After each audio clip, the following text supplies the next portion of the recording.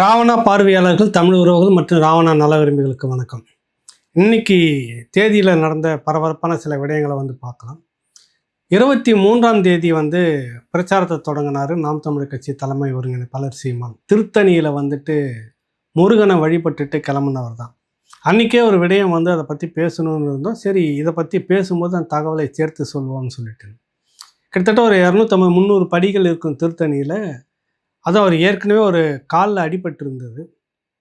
எல்லாருமே நின்று போயிடலாம் மேலே அப்படின்னு சொல்கிறப்ப, இல்லை அப்படின்னு ஒரே மூச்சோடு அந்த வெயிலில் ஒரு வேகத்தோடு ஏறி முடித்தார் அப்படின்னு சொல்லுவாங்க. அவருடைய நோக்கம் என்னென்னா, ஒரு இலக்கை அடையிற வரைக்கும் அதில் எதனா சோர்வு எதனா இருந்துடக்கூடாது அப்படின்றத பல முறை பல நிகழ்ச்சிகளை அது செய்திருக்கிறாரு. பேசுறது போலவே அதை நடத்தி இருக்கிறார். இந்த நிகழ்ச்சியும் அப்படி தான். அது அவருக்குள்ள ஒரு ஆன்மீகம் இருந்து வழி நடத்துதா அப்படின்ற ஒரு கேள்வி பலரும் சொல்லிக்கிட்டு இருக்கிறாங்க. அது அன்றைக்கி பார்க்கக்கூடியதாக இருந்தது அப்படின்னு கூட இருந்தவங்களே பேசியிருந்தாங்க. அந்த பிரச்சாரம் அப்படியே தொடங்கி நாளைய மறுநாள் சென்னையை நோக்கி திரும்ப வராரு. ஒரு நிகழ்ச்சிக்காக இங்கே வந்துட்டு போகிறாருன்னு நினைக்கிறேன். இதுக்கு மத்தியில் 29 சட்டமன்ற தொகுதிகள் இங்கே தொடங்கி உங்களுக்கு முழுக்க பார்த்தீங்கன்னாக்கா, திருத்தணி தொடங்கி சோளிங்கர், ராணிப்பேட்டையில் ஒரு நாள் கூட்டம். அது 23ஆம் தேதி. அதுக்கு அடுத்தது பார்த்தீங்கன்னாக்கா, வேலூர், குடியாத்தம், ஆம்பூர், திருப்பத்தூர் முடிச்சுட்டு ஊத்தங்கரையில் அன்றைக்கி இரவு பொதுக்கூட்டம் நடத்தியிருக்கிறாரு. கிருஷ்ணகிரி, சூளகிரி, பாலக்கோடு, பாப்பிரெட்டி, அடுத்தது பெண்ணாகரத்தில் இரவு கூட்டம் போட்டிருக்கிறாரு. மேட்டூர், ஓமலூர், சேலம், வாழப்பாடி, ஆத்தூர் முடிச்சுட்டு கள்ளக்குறிச்சியில் நாளைக்கு நிகழ்ச்சி, இன்னைக்கு நினைக்கிறேன் நிகழ்ச்சி அங்கே நடக்குது. நாளைக்கு கள்ளக்குறிச்சி இரவு இருந்து தங்கிட்டு சங்கராபுரம் தொடங்கி திருக்கோவிலூர், திருவண்ணாமலை, சேத்துப்பட்டு, வந்தவாசி வந்துடுறாரு. நாளைக்கு வந்தவாசியில் பொதுக்கூட்டம். நாளைய மறுநாள் காஞ்சிபுரம், திருப்போரூர், பூந்தமல்லி, திருவள்ளூரில் இருந்துட்டு அப்படியே ஆவடியில் இரவு பொதுக்கூட்டம். 27 மொத்தம் 29 சட்டமன்ற தொகுதிகளை முடித்துக்கிட்டு சென்னை ஒரு சின்ன பிரேக். முதல் கட்ட சுற்றுப்பயணம் அப்படின்னு எடுத்துக்கலாம். பிரச்சார சுற்றுப்பயணம். இதில் முக்கியமாக பேசக்கூடியது இன்றைக்கி ஒரு விஷயம் பரபரப்பாக இருக்கிறது. திமுக அமைச்சர்கள் போட்டியிடக்கூடிய அந்த தொகுதிகள் எல்லாருமே பார்த்தீங்கன்னா பாரதிய ஜனதா கட்சி போட்டியிடுற மாதிரி அதிமுக ஒதுக்கி இருக்கிறது. அந்த அமைச்சர்கள் இருக்கிற இடத்துல கடும் போட்டியாக இருக்கும் அப்படின்றது இருக்கும். பாரதிய ஜனதா கட்சி திமுகவும் நேரடியாக மோதிக்கிட்டோம் பார்க்கலாம் அப்படின்னு. சில தொகுதிகளை திமுக விட்டு கொடுத்துருக்கிறது அப்படின்னு சொல்லிட்டு சீமான் குற்றச்சாட்டை வைக்கிறாரு. அமைச்சர்களுடைய தொகுதியே விட்டு கொடுத்துருக்கிறது. அப்போ உள்ளுக்குள்ளே ஏதோ சில விஷயங்கள் நடந்திருக்கு. திமுக அதிமுக ரெண்டுக்கும் உள்ளாக ஒரு பேரம் நடந்திருக்கிறது. நிறைய பேர் சொல்லிட்டு இருக்கிறாங்களே, இந்த கட்சிக்கு ஆதரவாக தான் பேசிக்கிறார், திமுக கிட்ட தான் பெட்டியை வாங்கிட்டு திமுகவுக்கு சாதகமாக பேசிட்டு இருக்கிறார், திமுக வாக்குகளை பிரிக்கிறார். இப்படி பேசும்போது இன்னொரு தரப்பு சொல்கிறாங்கல்ல, அப்படி கடுமையாக பேச சொல்லியே காசு கொடுத்துருக்கு அப்படின்வாங்கல்ல. அந்த கோஷ்டிகளுக்கெல்லாம் சொல்கிறாரு, 2 தரப்பையும் கடும் விமர்சனத்துக்கு உள்ளாக்குறாரு. திமுக எந்த இடத்துலையும் கடுமையாக பாரதிய ஜனதா கட்சியை இன்று வரை எதிர்க்கவே இல்லை என்பது தான் இந்த பிரச்சாரத்தில் அவர் முன்வைக்கிற விஷயம். பல பேட்டிகளில் அது சொல்லியிருக்கிறார். இது வரைக்கும் திமுக எந்த இடத்துலையும் பாரதிய ஜனதா கட்சியினுடைய எந்த ஒரு திட்டங்களையும் நேரடியாகவோ மறைமுகமாகவோ எதிர்த்ததே இல்லை. போர்னு சொல்லிட்டு இருக்கிறாங்க. யாருக்குப்பா போர் அப்படின்றதெல்லாம் கடுமையான விமர்சனங்கள் வச்சுட்டு இருக்கு. திமுக மறைமுகமாக பாரதிய ஜனதா கட்சியை எதிர்க்க அச்சப்படுகிறது, விலகி நிற்கிறது. நீங்கள் ஜெயிச்சுட்டு போங்க எஜமான் அப்படின்ற மாதிரி. பாஷா படத்தில் அந்த பழைய பாஷா வந்தோடனே இருக்கிறவங்களாம் தானாக விலகி போகிற மாதிரி அந்த பாரதிய ஜனதா கட்சி இப்போ எதிர்க்க முடியாது, எதிர்க்கக்கூடாது என்பதற்காக திமுக பதுங்குகிறதா அப்படின்னா அதான் அர்த்தம். அதுதான் பிரச்சாரத்தில் முன்வைக்கக்கூடிய ஒரு விஷயமாக இருக்கிறது. மற்றபடி எல்லா கட்சிகளும் அடுத்தது விஜய் தேர்தல் அறிக்கையை வெளியிட போகிறாரு. ஏற்கனவே சொல்லிட்டாரு, 2500 ரூபா நான் வந்தால் கொடுப்பேன், அப்புறம் குடும்பத்திலேருந்து உங்களுக்கு அண்ணன் சீர் சேரும் அப்படின்லாம் நிறைய அறிவிச்சிட்டார். இஷ்டத்துக்கு அள்ளி விட்டுருக்கிறாரு. வீட்டுக்கு வீடு கார் இருக்கும், பைக் இருக்கும், எல்லாமும் இருக்கும்னு. எப்படி இருக்குன்றத சொல்லலை, நான் சொல்வேன்னு அப்படி வேறு சொல்லியிருக்கிறாரு. நீ எப்பொழுது இலவசம் அப்படின்னு சொல்லிட்டு நீ காட்ட ஆரம்பிச்சிட்டாவே அப்போவே மக்கள் என்கிற காவல்காரர்களுக்கு நீங்கள் பிஸ்கட் துண்டை போடுறதா அர்த்தம். சீமான் ஏற்கனவே இந்த கதையை சொல்லியிருக்கிறாரு. பிஸ்கட் துண்டை போட்டு மக்களை ஏமாற்றி நீ உள்ளே கொள்ளை அடிச்சுட்டு போகணும், திருடிட்டு போகணும், இதுதான் நோக்கம்.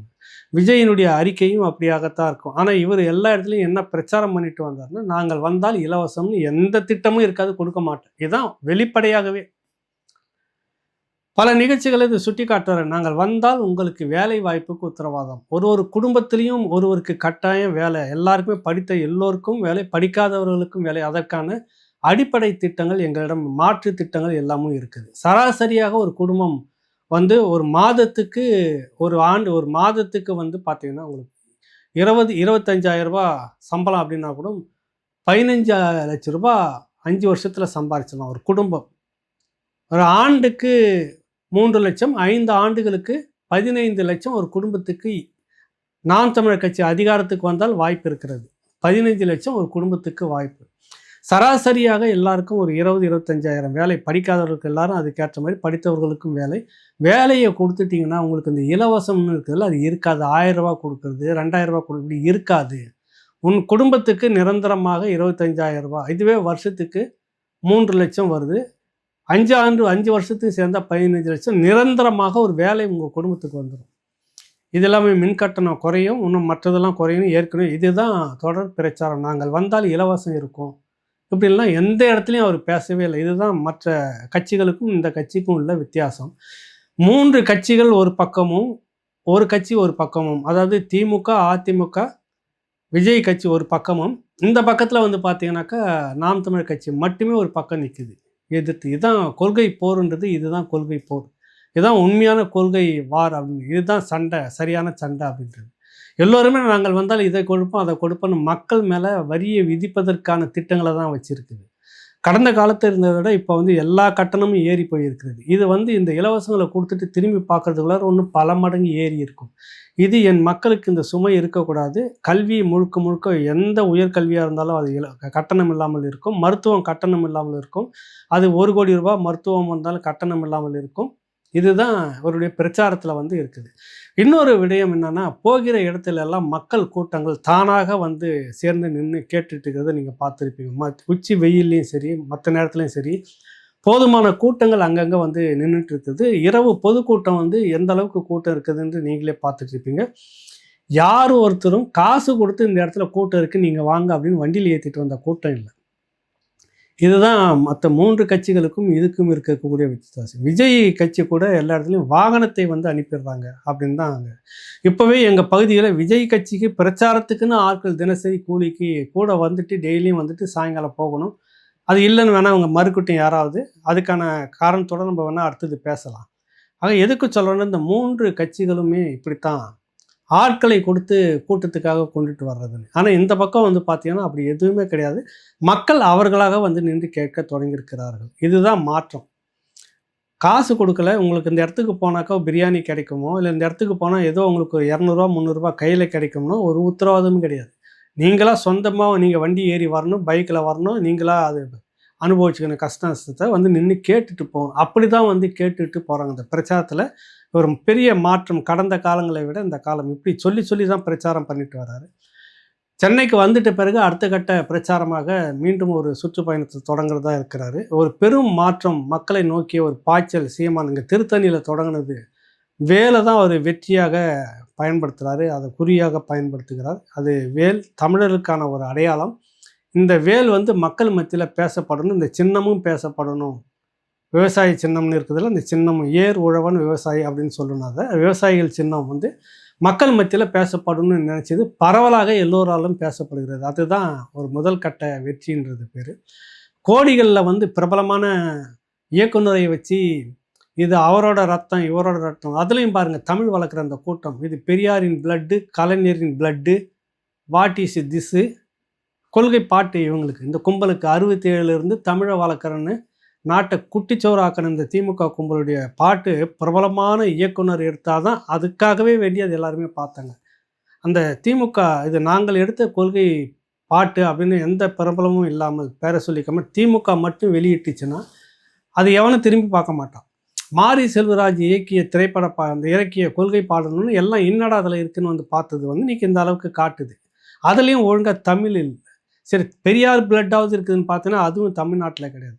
கருணாநிதி பிளட்டாக இருக்குன்னா நாசம் அது வேணாம், இருந்துடவே கூடாது, அதை விட்டுருங்க. அதை இதுதான் இவங்க சொல்ல முடியுது. இந்த 1000 ரூபா கொடுத்தேன் இப்படி கொடுத்தேன்னு சொல்லிட்டு இருக்கிறாங்களா. முதல்ல பேசி முடிச்சது.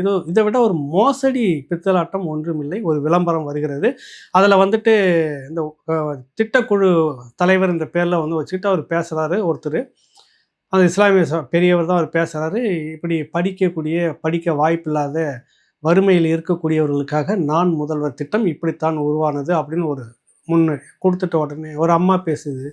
அடுத்து ஒரு தம்பியை பேசுகிறாரு, மலைவாழ் பகுதியில் நான் இருக்கிறேன், அங்கே வந்து வசதி வாய்ப்பில் எங்கள் குடும்பம் வறுமையில் இருக்குது, நான் வாரத்தில் 2 நாள் கல்லூரியில் படிச்சுக்கிட்டு இருக்கிறேன், அந்த கல்லூரியில் தான் எனக்கு இந்த அப்ளிகேஷனை ஃபில் பண்ணி கொடுத்தாங்க, அதில் எனக்கு ரூ. 1000 வருது மாதம் மாதம். இப்போ எனக்கு வந்து இந்த வாரத்தில் 2 நாள் நான் போயிட்டு டீ கடையில் வேலை செஞ்சுக்கிறேன், மற்ற கடையில் வேலை செஞ்சு அந்த டீ ஆற்றுற மாதிரி மற்ற இடத்துல வேலை செய்கிற மாதிரி அவளை காட்டுறாங்க. இவ்வளவும் பண்ணிவிட்டு எங்கே வந்து நிற்கிறான் பாரு சந்திரன் ஒன்றுவாங்கள, அங்கே வந்து நின்றுடுச்சு திமுக. அந்த அம்மா அந்த தம்பியோட அந்த ரூ. 1000 உதவி பெறக்கூடிய மாணவருடைய அம்மா பேட்டி கொடுக்குறாங்க.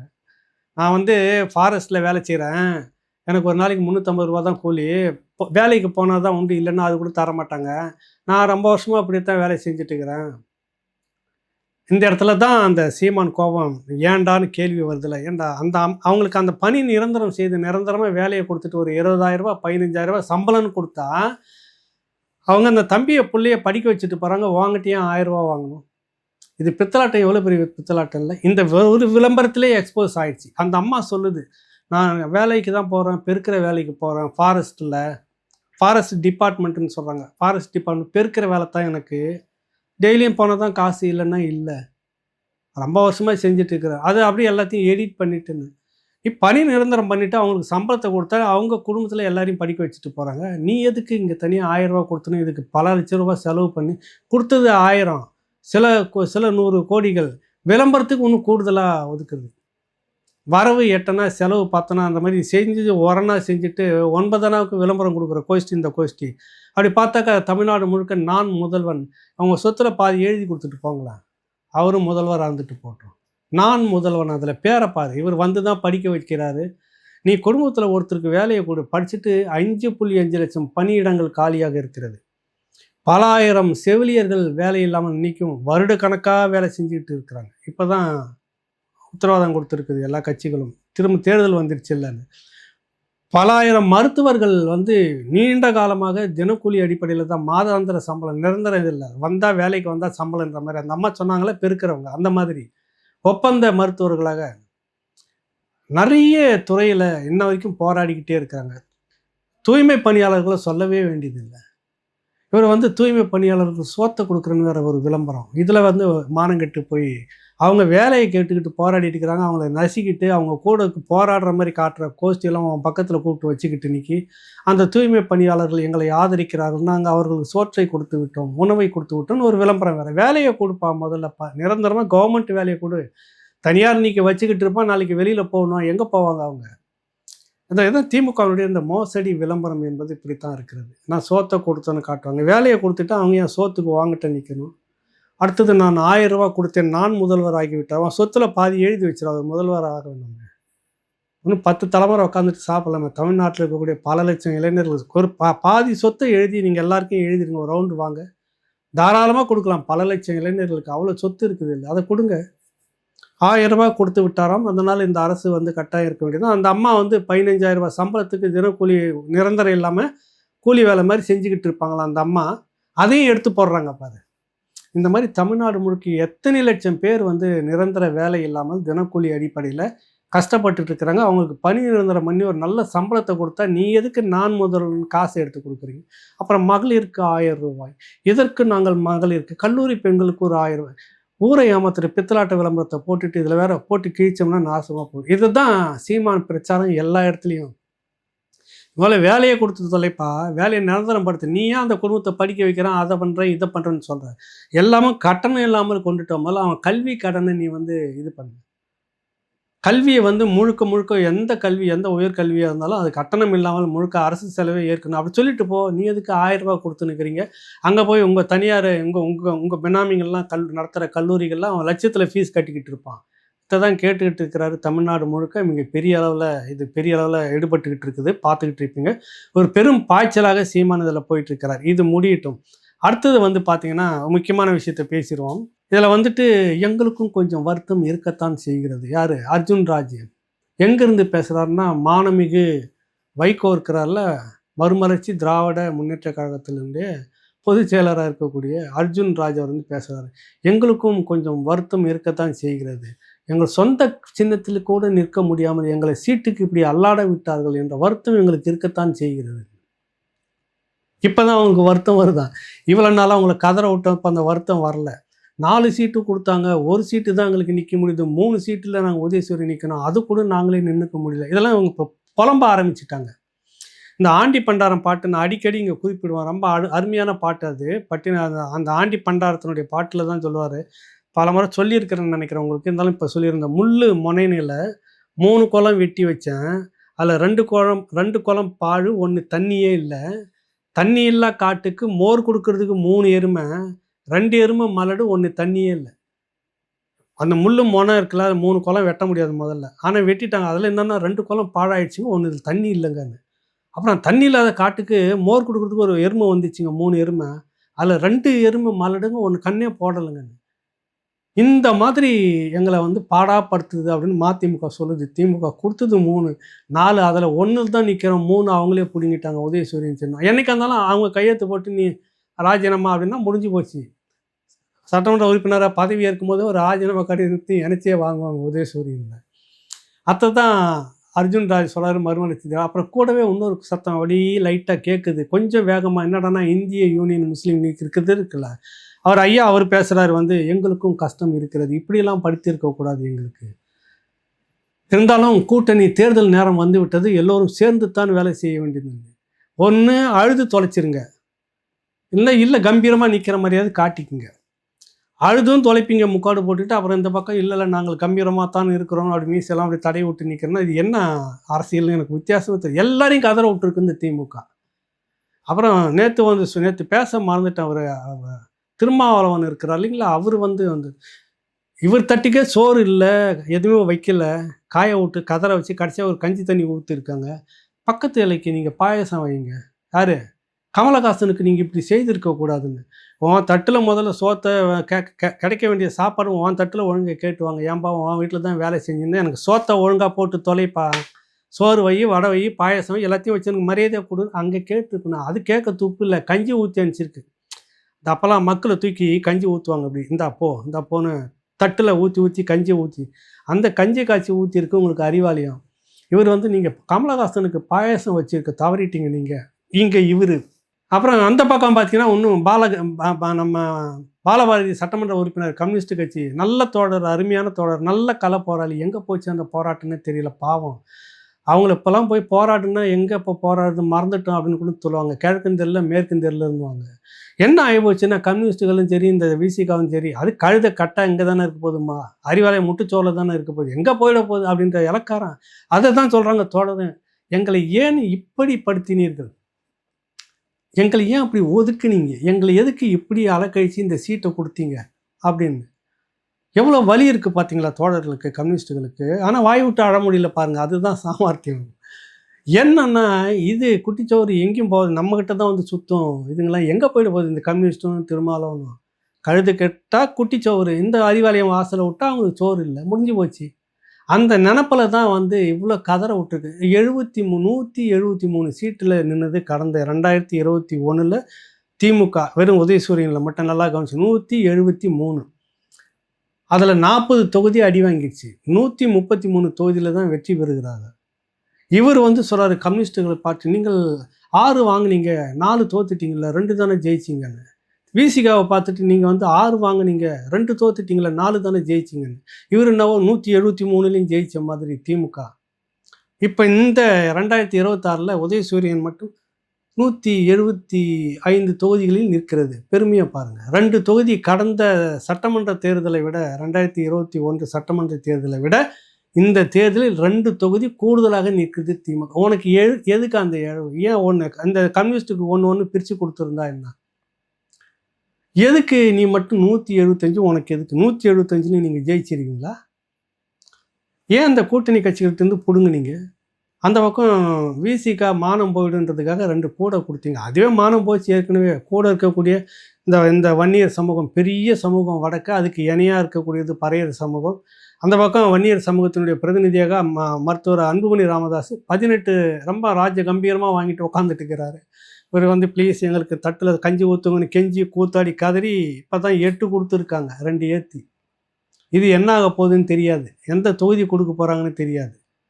ஆளானப்பட்ட காங்கிரஸ் இங்கே அட்ரஸில் அதுவே மிரட்டி 27 தொகுதியை வாங்கியிருக்குது. குறைஞ்சது 15 குறையாமல் வாங்கியிருக்க வேணாம் விசிகா. அது சொன்னால் அவங்க உடனே நம்மக்கிட்ட வந்து மீசையெல்லாம் முறுக்குவாங்க. அங்கே அறிவாலயத்துக்கிட்ட போகிறப்ப மொத்தம் வழிச்சிட்டு போய் நிற்க வேண்டியது, தட்டை வச்சுக்கிட்டு வரிசையில். நம்மளை மாதிரி ஏகலைவன் மாதிரி ஆட்கள் பேசிட்டாங்கன்னா, நான் அங்கே இருந்துட்டு வீடியோ போடுறது, மிரட்டல் வர்றது, இது ஒரு கும்பல் ஒன்றும் அப்படியே பண்ணிட்டு இருக்குது பாரு. மிரட்டியை அங்கே போய் அறிவாலயத்தில் மிரட்டுங்க, காங்கிரஸ் மாதிரி மிரட்டி சீட்டு நேரம் வாங்கியிருக்க வேணாமான்னா, அதெல்லாம் முடிஞ்சு போச்சு கதை. இனிமேல் தான் அவங்க அறிவாலயம் சொல்கிற மாதிரி கழுதை அது போச்சுன்னா எங்கே சுற்றும், இங்கே தான் வந்து நிற்க போகுது அப்படின்ற நாளைக்கு நீங்கள் வந்துட்டீங்க. இருக்கட்டும், இவ்வளவு முரண்பாடுகளை வந்து திமுக கூட்டணிக்குள்ளே இருக்குது. இந்த கூட்டணிக்குள்ளாகத்தான் அவர் வந்து வெற்றி பெறுவோம் நாங்கள் அப்படின்னு சொல்லிட்டு இருக்கிறாரு. கட்டடம், அதுவும் திமுக கட்டுற கட்டடம் எப்படி இருக்கும் நல்லா நினச்சி பாருங்கள். இந்த 21க்கு வந்த பிறகு இவங்க கட்டடம்லாம் பார்த்துருப்போம். கட்டடம்லாம் பிரம்மாண்டமாக இருக்கும், பொலன்னு உளுந்து போயிருக்குல்ல. அந்த மாதிரி தான் இந்த 24 கூட்டணி நாங்கள் எல்லா கட்சிகளையும் சேர்த்து விட்டோம். இதில் தேமுதிக வேறு புது குடைச்சலாக உள்ளே போச்சு. போனது நல்லா இருக்குன்னு பார்த்தா உள்ளே நுழைஞ்சி கிருமியாக வேலை செய்யுது. இது ஒரு கேடா அப்படின்ற அளவுக்கு உள்ளுக்குள்ளே பெரிய மோதல். எடுத்தோடனே அவங்களுக்கு பத்தா அப்படின்னு அது ஒரு லாபி, அது வேறு விஷயம். அது அவங்க கட்சி என்ன, அவங்களுக்குள்ளே இருக்கக்கூடிய வேலு இருக்கிறாரு, நேரு இருக்கிறாரு, அப்புறம் சேகர் பாபு இருக்கிறாரு. எல்லாமும் லுலுவாக இருக்கும். இதை சொன்னால் இவங்களுக்கு கோபம் வரும். இந்த கும்பல்லாம் சேர்ந்து லாபி பண்ணி அதுதான் இருந்தாலும் அது நம்ம பிளட் இல்லை. நான் சொல்கிறது பெரியார் பிளட்டு. என்ன இருந்தாலும் அது பிளட் இல்லை. அவன் திருமாவளவன் அது கிடக்குது விடுங்க. எதுக்கு முதல்ல ஊற்றுங்க பாயாசத்தைன்னு 10 ஊற்றிட்டு உள்ளே அது ஒரு பிடுங்கலாக இருக்குது. 10ல் நாங்கள் கேட்குற தொகுதியெலாம் எங்களுக்கு வேணும் பண்ணு. அது திமுக எங்கெங்கே விட்டு கொடுக்க போகும்னு தெரியல. இவ்வளோ குடைச்சலுக்குள்ள அந்த கட்சி பயணிக்குது. இன்றைக்கி தான் அதிமுக பிரச்சாரத்தை தொடங்கியிருக்கிறாங்க. நேற்று அவங்கள பற்றி பேசியிருந்தோம். மற்ற கட்சிகளை பற்றி நாளைக்கு விரிவாக பேசுவோம். மீண்டும் சந்திப்போம். நன்றி, வணக்கம்.